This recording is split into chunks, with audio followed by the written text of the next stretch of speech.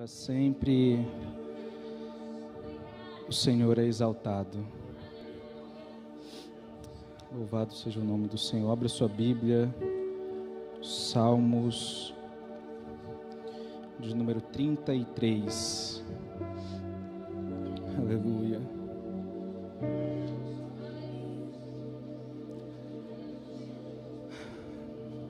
Glória a Deus.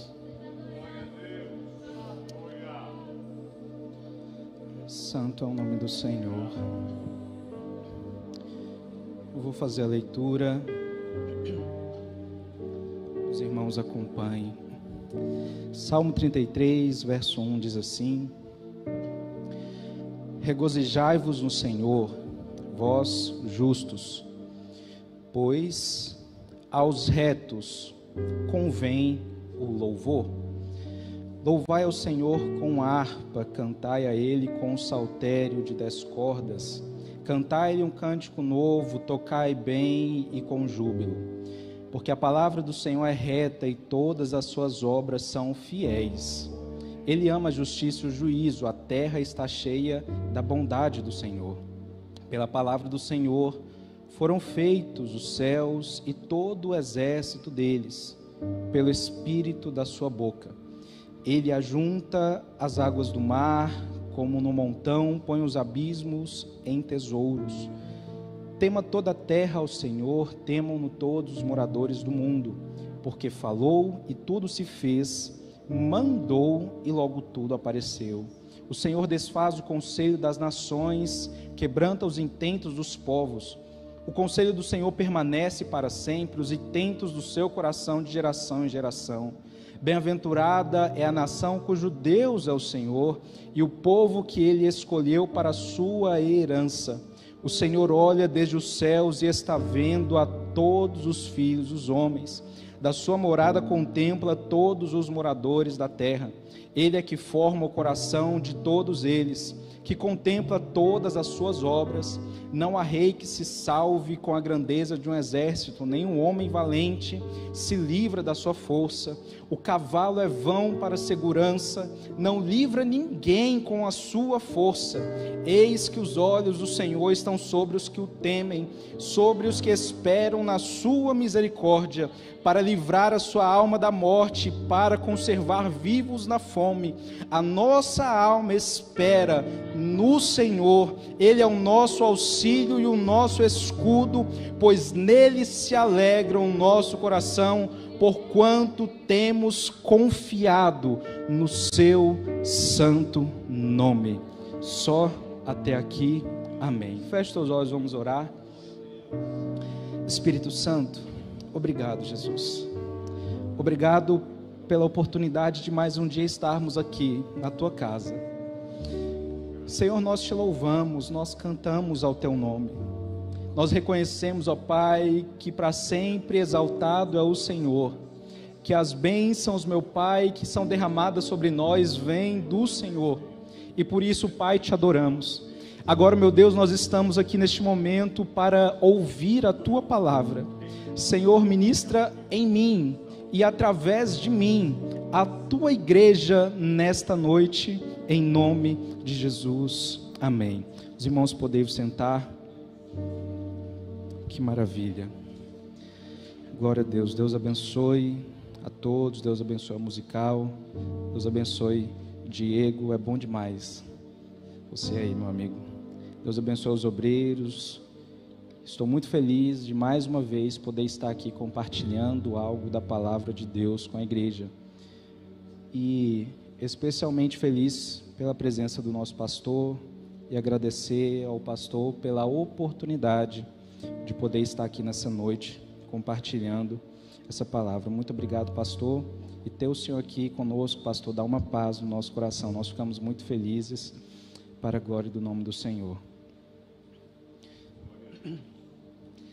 Eu quero falar hoje sobre adoração. Quero falar hoje sobre o adorador, a esperança de um adorador, ou a vida de um adorador.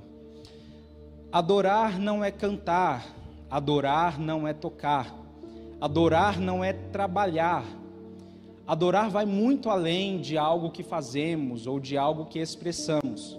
Adorar tem como um sentimento inicial o reconhecimento. Primeiro, reconhecer quem sou perante quem eu adoro. Não há adoração se antes eu não reconheço a quem estou adorando e qual a minha posição em relação a quem eu adoro.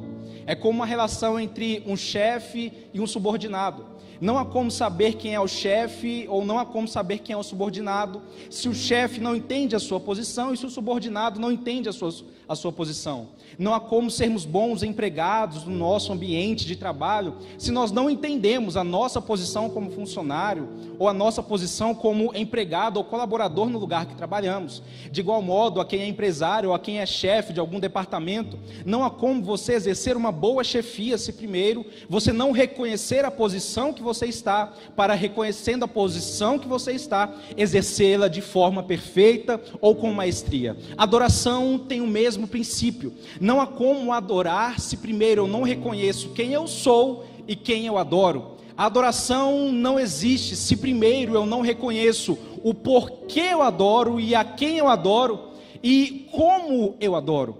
Para adorar eu preciso entender que eu estou embaixo e quem eu adoro está acima. Porque quando eu canto para um igual, eu canto para minha esposa, eu canto para um amigo, eu canto um feliz aniversário para as pessoas que eu gosto. Quando alguém está em um lugar, em algum ambiente e elogia, está elogiando a pessoa, um igual a si mesmo. Agora, quando eu adoro porque primeiro eu reconheço que eu estou abaixo daquele que eu adoro, que está acima de mim. Então, para adorar, eu preciso entender esse princípio, de que quem eu adoro está de forma soberana acima de mim, de que quem eu adoro tem sobre mim todo o poder, de que quem eu adoro tem sobre mim todo o domínio, de que aquele que eu adoro tem sobre mim toda a potência e toda a diretriz e todo o caminho na minha vida. Porque se eu não entender que aquele que eu adoro tem sobre mim todo o poder, eu não estou adorando, eu estou cantando a Ele, eu estou apenas elogiando aquele a quem eu devia adorar. Quando nós cantamos a Deus, nós estamos negando a Deus, porque estamos deixando de ouvir e de obedecer a sua palavra. Porque se eu canto a Deus, eu não reconheço a sua soberania, eu não reconheço a sua infinitude, eu não reconheço o seu poder, eu não reconheço a sua grandeza. Agora, quando eu adoro a Deus, eu reconheço a minha pequenez e reconheço a glória que pertence a Ele. Quando eu adoro a Deus, eu agradeço a Ele por me permitir adorá-lo e porque Ele recebe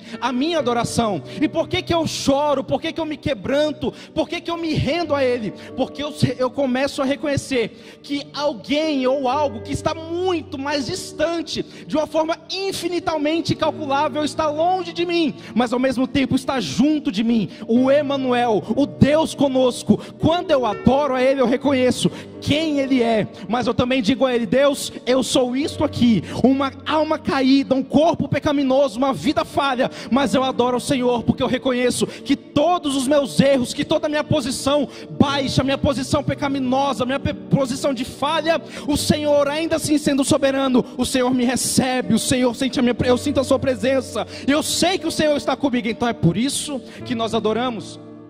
A adoração, ela precisa respeitar essa diretriz. Quando eu adoro a Deus, eu entendo que se eu adoro a Deus entendendo a diretriz da palavra, eu adoro a Deus em essência, em espírito e em verdade. É o que o Senhor falava àquela samaritana, uma mulher que no costume dos samaritanos ainda assim adoravam a Deus da forma deles, mas não da forma verdadeira. Por isso que Jesus disse: chegará o dia em que os verdadeiros adoradores adorarão em espírito e em verdade. Em espírito porque o reconhece como soberano, e em verdade porque o reconhece pela sua palavra. Então a adoração, ela tem que permear esse princípio de que eu estou aqui caído e de quem eu adoro está acima de mim. É por isso que nós precisamos adorar a Deus, é por isso que nós adoramos ao Senhor. Eu não adoro o meu trabalho, eu não adoro o meu dinheiro, eu não adoro o meu talento, eu não adoro a minha capacidade, porque nada disso é capaz de me resgatar de onde eu estou e me levar para onde onde eu quero ir, porque nada disso é capaz de ser soberanamente maior do que eu, além de unicamente o meu Deus. É por isso que o meu trabalho eu honro, que os meus irmãos eu honro, mas eu adoro a Deus. Quando eu adoro, eu me rendo. Quando eu adoro, eu me prostro. Quando eu me adoro, eu volto a minha vida àquele que recebe a minha adoração.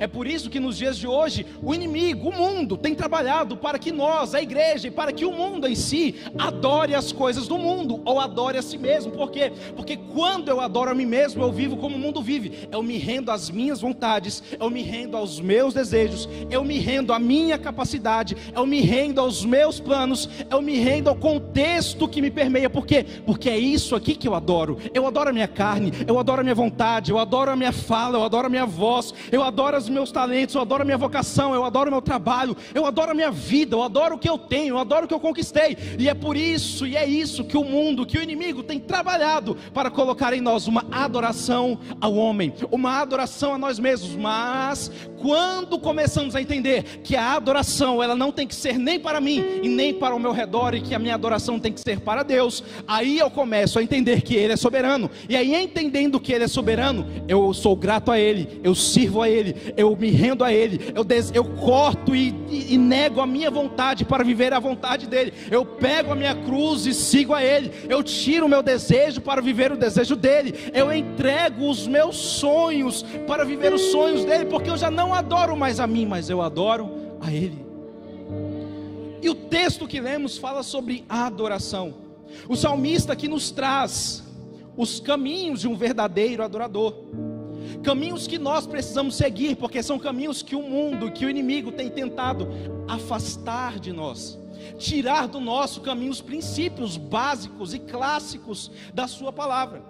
E ele começa no verso número 1 dizendo: regozijai-vos no Senhor. Eu me alegro no Senhor, eu me regozijo no Senhor. Eu não me regozijo na minha aprovação, eu não me regozijo na minha bênção, eu não me regozijo nas minhas vitórias, eu não me regozijo naquilo que alcancei. Isso aqui é só uma pequena alegria, uma gratidão que Deus nos entrega. Mas o que me dá regozijo na alma, no meu intelecto, no meu coração, é o Senhor. A nossa alegria está no Senhor. Quando eu tiro o meu regozijo do Senhor e trago para cá, quando a minha conta quebra, aí eu fico triste, desanimo. Por quê? Porque se a minha alegria está na minha conta, quando ela cai, eu caio também. Foi o que o pastor Rosberg ministrou aqui na semana passada. As nossas emoções, quando estamos olhando para cá, para este mundo aqui, as nossas emoções oscilam toda hora, as nossas emoções sobem e descem. E quando ele pregou semana passada, eu fiquei edificado,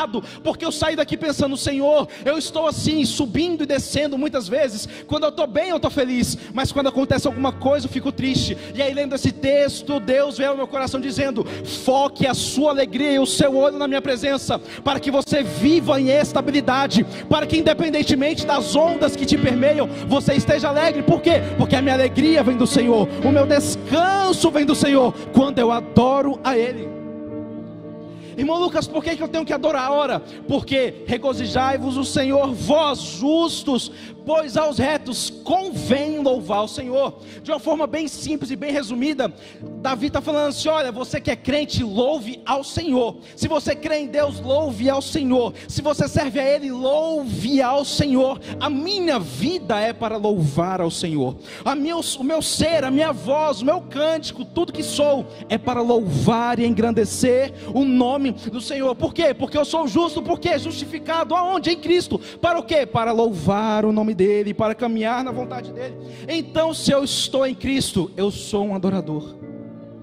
O problema é que quando nos distanciamos de Cristo para viver o meu querer, eu deixo de adorar a Deus, e aí eu adoro a mim mesmo. Aí eu adoro o que o mundo me oferece. E aí eu começo a viver para o que eu desejo e deixar de assumir a responsabilidade que foi ministrada aqui na EBD hoje, a nossa responsabilidade para com a salvação, para com o Evangelho, para com a palavra de Cristo, para com aquilo que Deus nos entregou por meio da sua palavra, para vivermos conforme Ele nos direciona. Então, aos retos, aos justos, convém louvar ao Senhor. Eu anotei Salmo de número 9, e o verso 1 e 2 que diz: Senhor, eu quero dar-te graças de todo o coração e falar de todas as tuas maravilhas. Em ti eu quero alegrar-me e exultar e cantar louvores ao teu nome.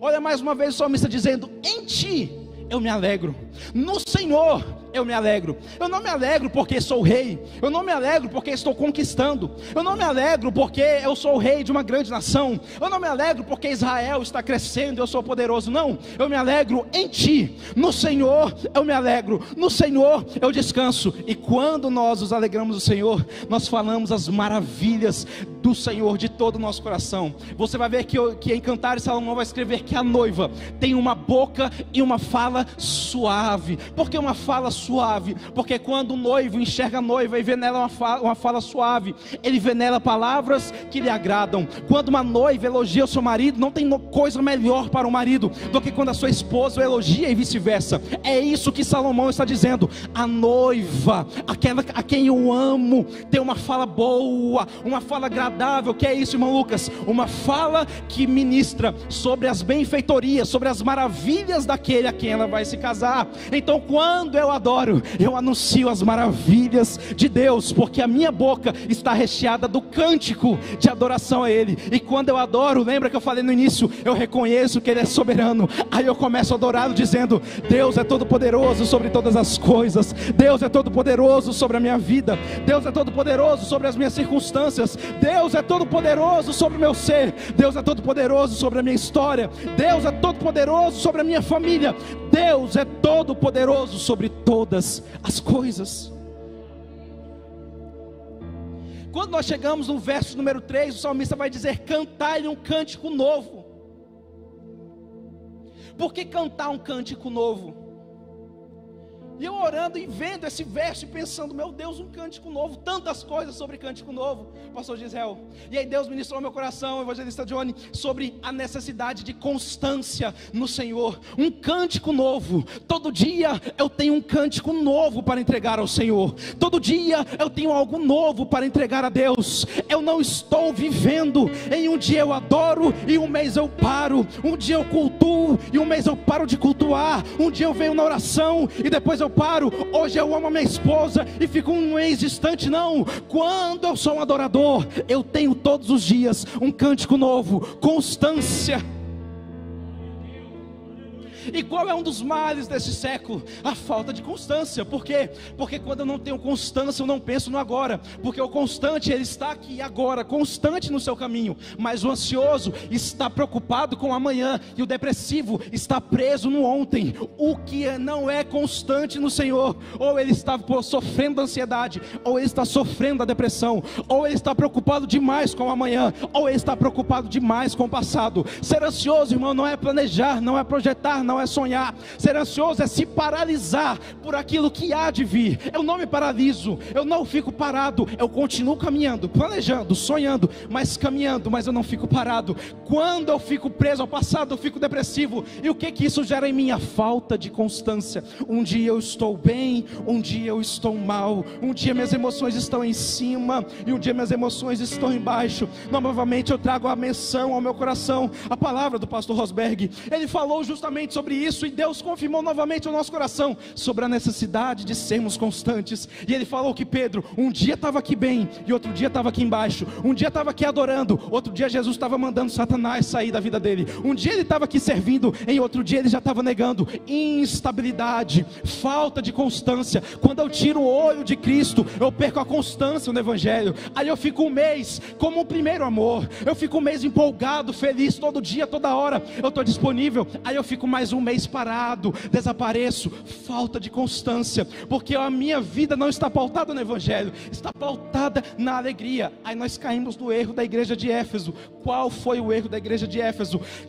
Fez muitas obras, mas perdeu o primeiro amor. Repare que ela não parou de fazer as obras. A igreja de Éfeso não parou de trabalhar, não parou de cultuar, não parou de vir para o culto, para a EBD, para a oração, mas perdeu o amor, perdeu a essência. Já não sabia mais a quem adorava, já não sabia mais a quem servia. Vivia no automático, todo dia. 2019, 2020, 2021, 2022. E Deus vem falar assim: vocês precisam retornar ao primeiro amor. Vocês não precisam cultuar, porque vocês já estão vindo para o culto. Vocês não precisam vir para o ciclo de oração, porque vocês já estão lá. Vocês não precisam ajudar, porque vocês já estão ajudando. Vocês não precisam fazer boas obras, porque vocês já estão fazendo. O único problema é que vocês deixaram o primeiro amor, e estão fazendo tudo no automático, e esqueceram de me adorar. Estão cantando para mim, mas não estão adorando a minha presença. Estão exaltando e cantando muito bonito, pregando muito bonito, mas não estão adorando e se rendendo à minha presença. Um verdadeiro adorador anda sempre em constância.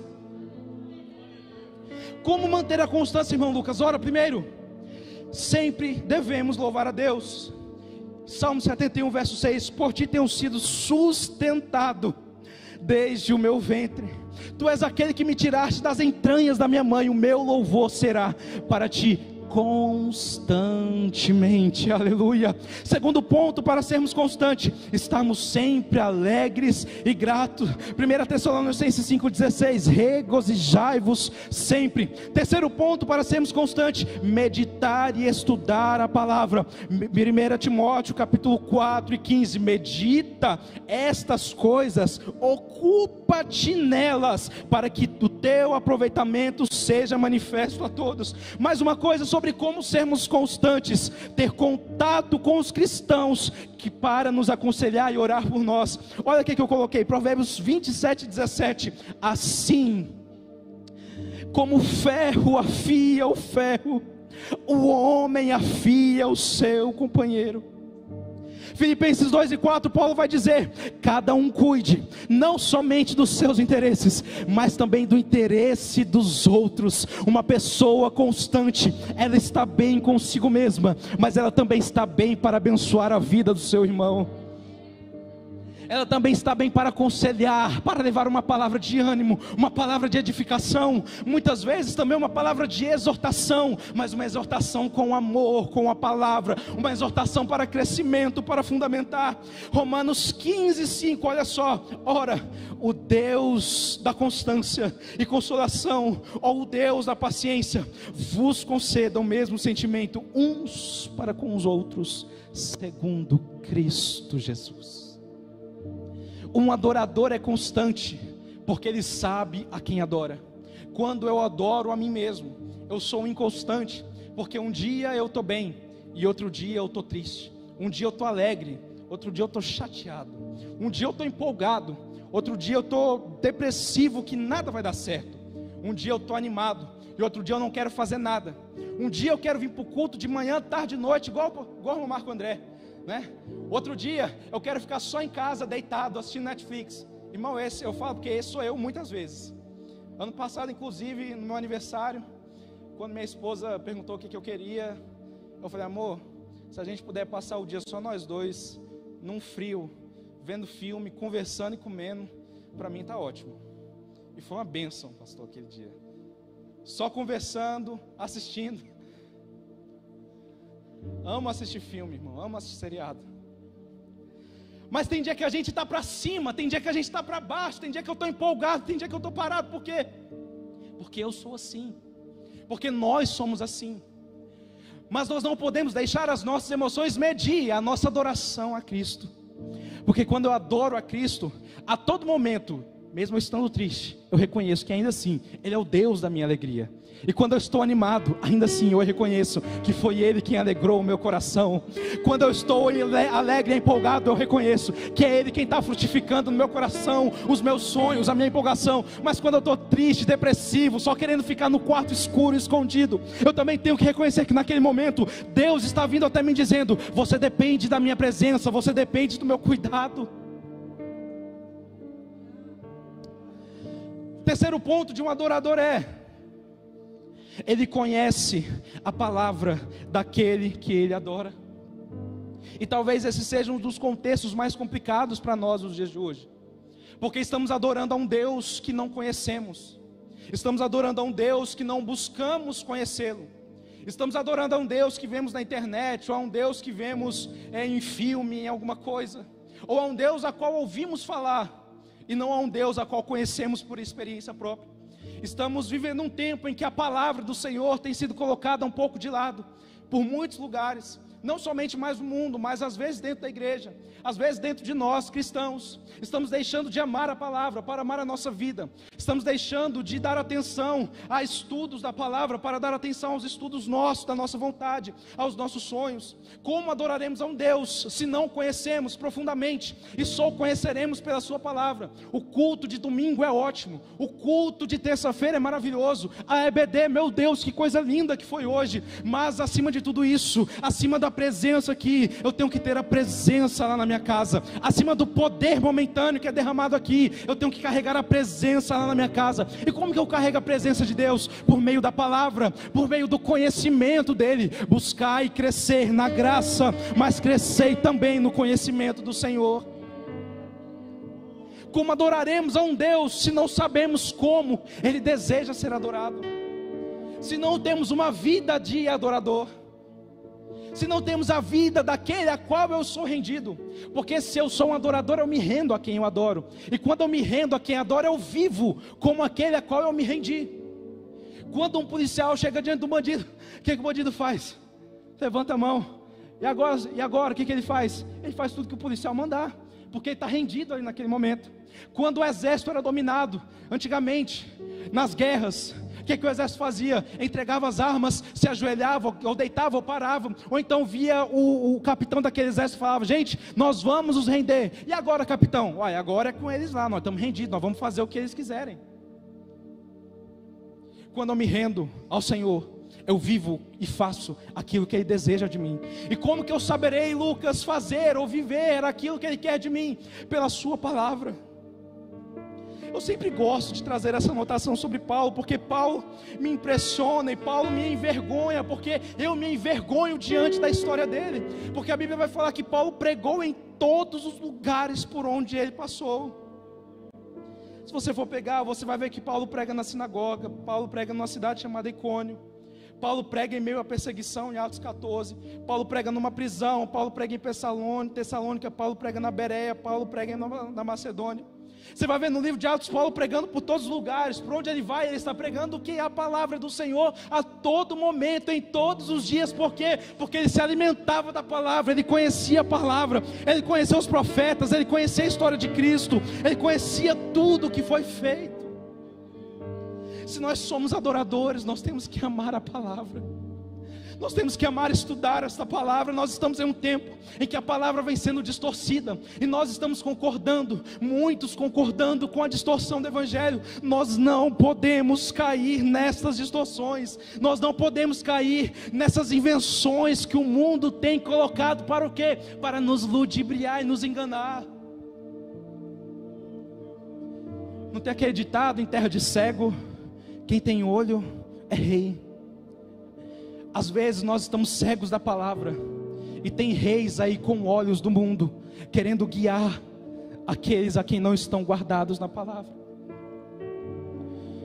Irmãos, eu fico com vergonha, eu fico com medo quando às vezes eu abro a internet e eu vejo tanta coisa, tanta pregação fora da palavra, tanto ensino fora da palavra, e gente compartilhando, gente concordando, gente apoiando, um evangelho que não condiz com a verdade. Por quê? Porque nós não estamos nos alimentando, nós estamos recebendo de alguém que vai lá e morde alguma coisa, inventa da sua forma para trazer para nós. A fonte está aqui para nós, a palavra do Senhor, ela está sendo liberada para nós todos os dias.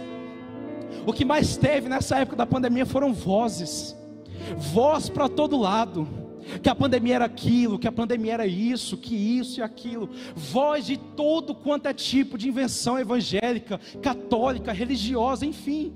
E o nosso pastor falando: tem muitas vozes por aí, mas a voz que nós temos que ouvir é a voz da palavra do Senhor. Nós queremos ouvir muitas vozes, mas eu quero te falar que a única voz que pode entrar no seu ouvido, descer no seu coração, ser guardada na sua mente, é a voz da palavra de Deus. Não é porque veio bonito, irmão, não é porque veio bem elaborado que está certo, não. Se veio bonito, se veio bem elaborado, mas não está na palavra, se contraria a palavra, está errado, não é aceitável. Por quê? Porque o adorador, ele se rende não ao discurso, ele se rende ao Deus que ele adora. O adorador se rende não à beleza do mundo lá fora, mas o adorador se rende àquele que vai salvá-lo e que vai trazer o juízo sobre aqueles que estão lá.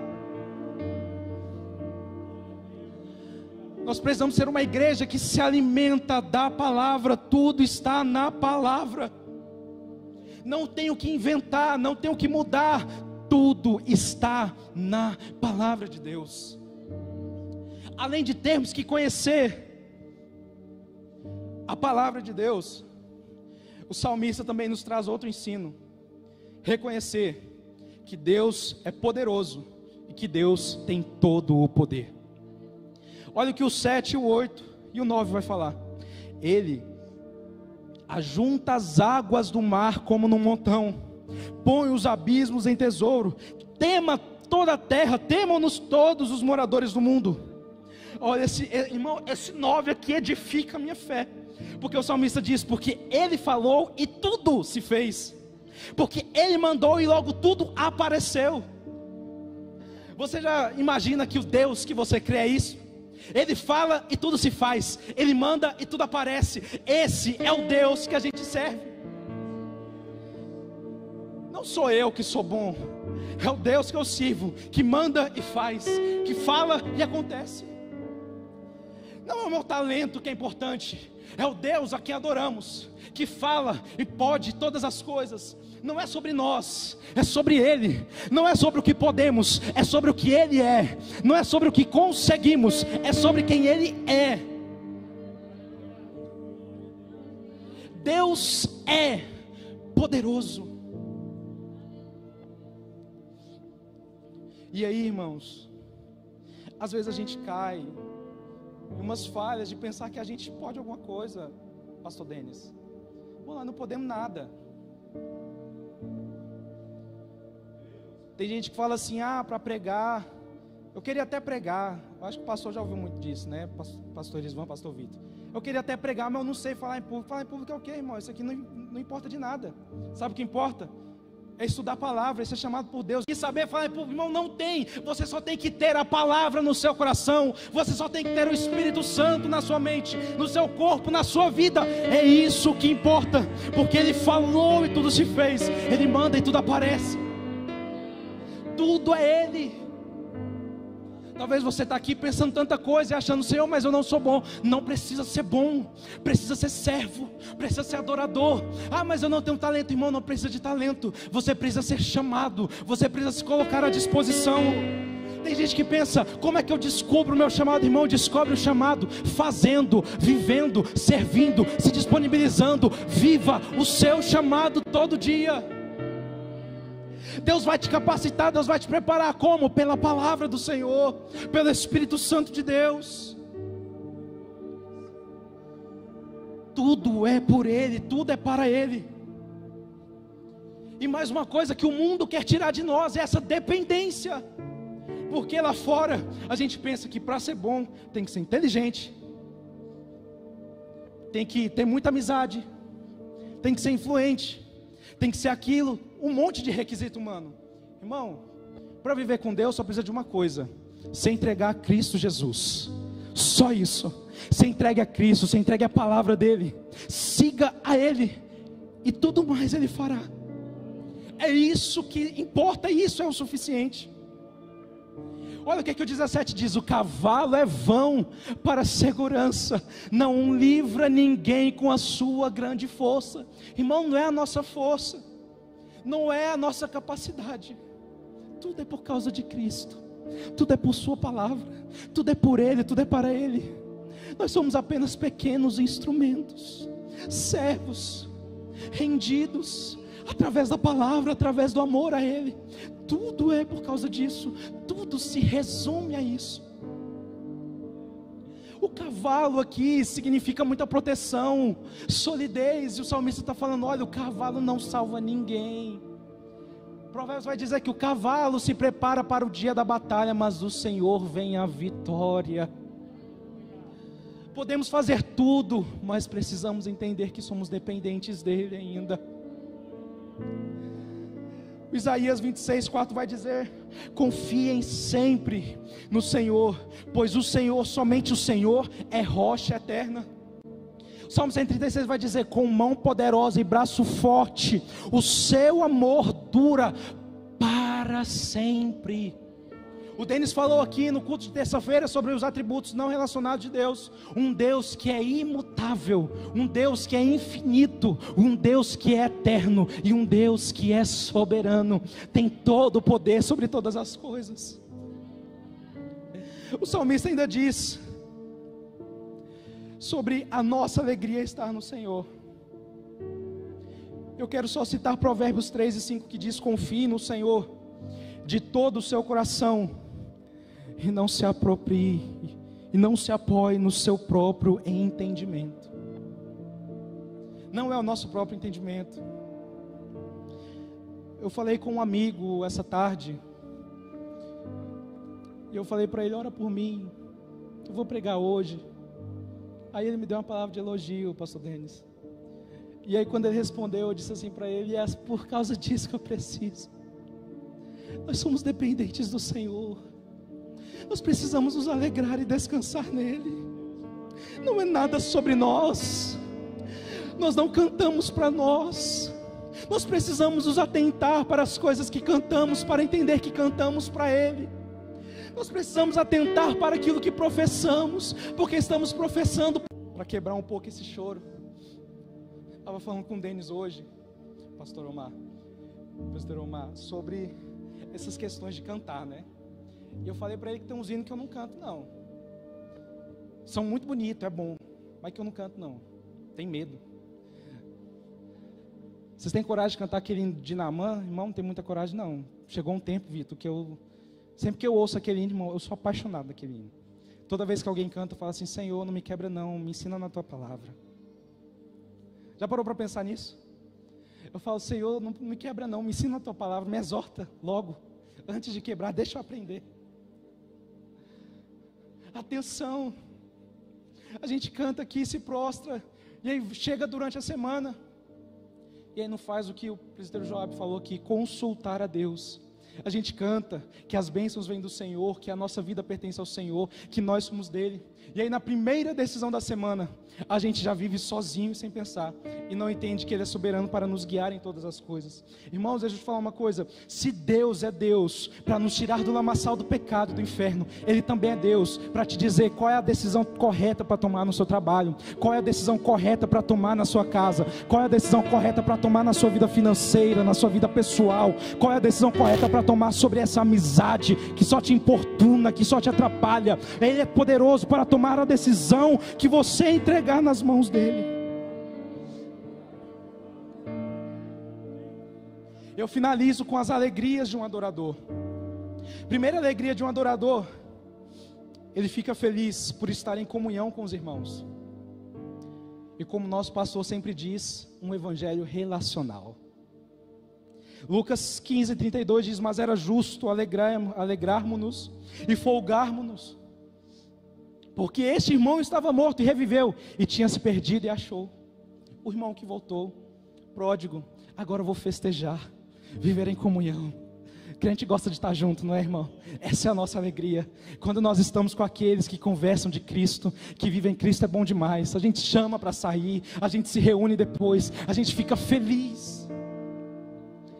De vez em quando eu viajo lá no meu trabalho, né? E aí lá tem um motorista, tem um estagiário para ir com a gente. E aí quando eu comecei a viajar, o chefe falou assim: você não vai levar ninguém não, porque a estrada é longa, você já chega, vai direto para lá atender. 5 horas de viagem, você não vai levar o estagiário, o motorista. Eu falei: não, vou sozinho. Por quê? Para ficar, você vai e aí quer ficar ouvindo música coisada, falando trem que não presta e não sei o que lá. Não, foi umas 3 vezes, fui evangelizando daqui lá e voltei. Agora eu vou só. Não quer ir, não vai. Porque a gente tem que estar alegre na nossa comunhão, mas na nossa comunhão com os nossos irmãos. E aqueles que não falam de Cristo, nós fomos chamados para o quê? 1 Coríntios 3, sermos cartas, testemunhar. Sabe aquela hora que você chega lá na roda do seu trabalho, está tendo aquela conversa lá inapropriada? Irmão, chega lá e fala uma coisa boa, uma coisa de Jesus. Traz o assunto para Cristo. Um dia desse cheguei lá na roda de trabalho, estava um pessoal falando lá e falando sobre casamento e tudo, e a pessoa falando uma coisa lá não boa de casamento. Eu falei: opa, peraí. Um monte de pessoa solteira assim, né? Eu falei assim: isso está errado. Casamento é uma das melhores coisas da vida. Isso aí está errado, isso aí é ensino do mundo. Ah, mas não sei o que, está difícil porque você está indo no lugar errado. Procure o lugar certo. Nós somos testemunhas de Cristo. Segunda alegria do crente. Nós temos alegria porque nós temos a esperança. Romanos 12:12. Alegrai-vos na esperança, sede pacientes na tribulação, perseverai na oração. Eu vou falar esse terceiro. Salmos 51:12. A alegria da salvação. Torna a dar-me a alegria da tua salvação e sustém-me com um espírito voluntário. Se você tem a alegria da salvação ainda em Cristo Jesus, se coloque de pé essa noite em nome de Jesus. Se você tem a alegria desse Senhor Jesus Salvador para a sua vida, nós estamos aqui porque nós temos a esperança, porque nós temos a comunhão conjunto com os que têm esperança, e porque nós aguardamos e esperamos a salvação e vivemos essa salvação. Você é um adorador, você é um servo. E antes de orarmos e cantarmos, o musical já pode se preparar aqui. Eu quero saber se há alguém aqui nesta noite que gostaria de entregar a sua vida para Jesus, se tornar este adorador. Alguém que vive a palavra, alguém que serve a Cristo pela palavra, alguém que reconhece que não é capaz, mas que Cristo é todo poderoso. Alguém aqui neste lugar, nesta igreja, ou pela live que está aí nos acompanhando, que quer aceitar Cristo, que quer se reconciliar com Jesus? Se não tem, nós vamos cantar ao Senhor.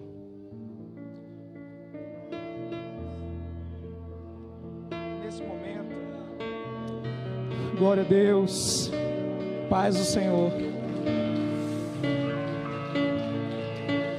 Exaltado é o nome do Senhor. Nós estamos aqui porque nós somos adoradores. Irmão, eu estou tão feliz. Aleluia, Deus. Nós somos adoradores.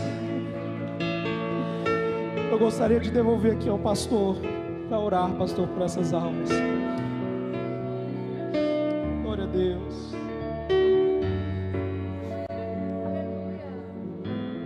Glória a Deus. Levante sua mão comigo.